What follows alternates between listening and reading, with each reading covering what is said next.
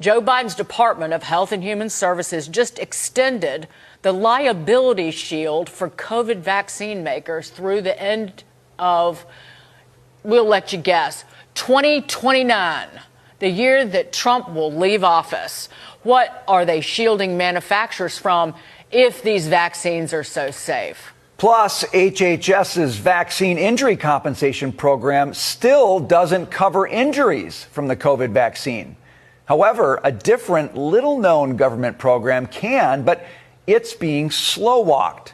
Of the more than 13,000 claims sent into the program alleging injury or death from the COVID vaccine or another COVID treatment, fewer than 3,500 have decisions. And of those decisions, 18 claims have been compensated. 3,373 have been denied. Doctor and Congressman, great to see you. If you look at the way they designed this, you have no repercussions. You can't sue these companies who have come up with these vaccinations that may or may not be harmful. But this is why we make decisions with our doctors and suffer the consequences. But we've held cigarette companies accountable.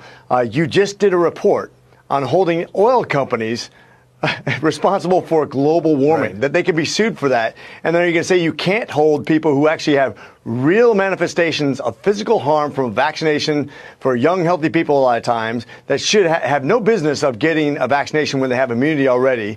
And you're not going to hold them accountable. This is ridiculous double standards. And it shows you who they're favoring and who they're playing politics with. And quite frankly, we just did a hearing in which 40% of this year's FEMA budget was diverted to, guess what? COVID paybacks. Still this year, the pandemic's been over for a couple of years. And I'm an ER doc. I served my last shift about December 28th, 2 years ago. And you know that this pandemic's over, but yet we're still spending 40% of FEMA during a year where we had shortfalls in the budget for hurricanes on something that's been over for a couple of years. Shame on us. We need to hold these people accountable.